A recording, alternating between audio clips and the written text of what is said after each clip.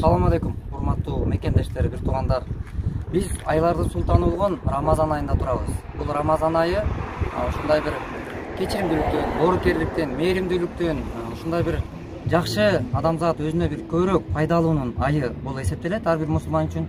Бирок ушул айда биз бүт 7 областты кыдырып, түрөө кыдырып, менин бардык областты бир туугандарым бар, бардык кыргыз менен бир тууганым катары сезип билип, жүрөгүмө бир-эки адамды эмес, же бир туугандарымды эле эмес, мен бүтүндө кыргызды батыргым келет. Ошон үчүн бүгүн мен Баткендеги бир туугандарымдан кабар алганы келип, мына ар бир областта 100дөн үй бүлөнү камтып, ошол рызкыдан бөлүшүп, ушинтип жакырчылыкта жашап жаткан, муктаждыкта майып жашап аткан бир туугандарга алып келип отурабыз.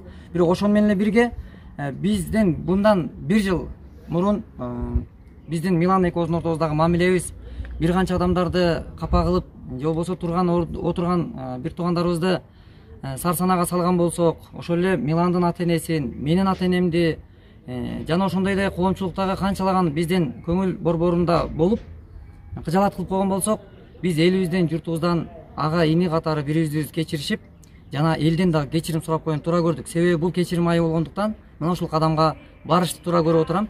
Мен Кудай ыраазылыгы үчүн, Аллахтын ыраазычылыгы үчүн мен Миланды кечирдим.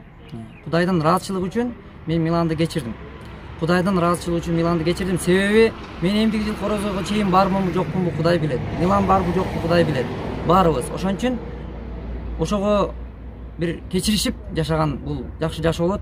Ошондон Кудай буйруса бардык бир туугандан дагы бир жолу бардык мекендештерден биз кечирим сурайбыз. Ассаламу алейкум, урматтуу мекендештер, кыргыз элим, кыргыз калкым. Өзүңүздөргө маанилүү болгондой, өзүңүздөр билгендей, мындан туптура 1 жыл мурда Кайрымдуу бол фондунун жетекчиси менен, ошол Кайрымдуу бол фондунун жалпы жамааты менен үйүмө келгенде пикир келишпестиктер болуп, бир аз сиздердин астыңыздарда тура эмес иш кылганбыз.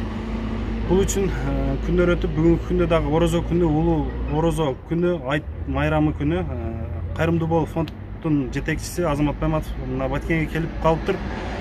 Ошонун негизинде урматтуу мекендештер, урматтуу кыргыз элим, экөөбүз бири-бирибизди кечирип, улуу күндө сиздердин астыңыздарда турабыз. Урматтуу кыргыз элим, ата мекеним, жерим, алыста жүргөн бир туугандар, мекендештер, сиздердин астыңыздарда канчалык катачылык кетирдим, аны кайгыруу менен мойнума алам. Жана да баарыңыздардан кечирим сурайм. Урматтуу кыргыз элим, мекендештер, өткөн катачылык үчүн баарыңыздардан дагы бир ирет кечирим сурайбыз. Жана ошондой эле Кайрымдуу бол фондунун жетекчиси Азамат эке, сиз дагы мени кечириң. Орозо күндө Үчүн кечирдим. сиз дагы мени кечириң. Үчүн кечирдим. Анан Кудай буйруса деги эле ката кетирүүдөн Кудай өзү бизди сактаган болсун. Келечектеги жашоо өмүрүбүздө ошондой бир оор күндөрдөн Кудай сактасын. Кудай буйруса баарыңыздарга амандык тилейбиз. Аман болуңуздар, орозоңуздар кабыл болсун.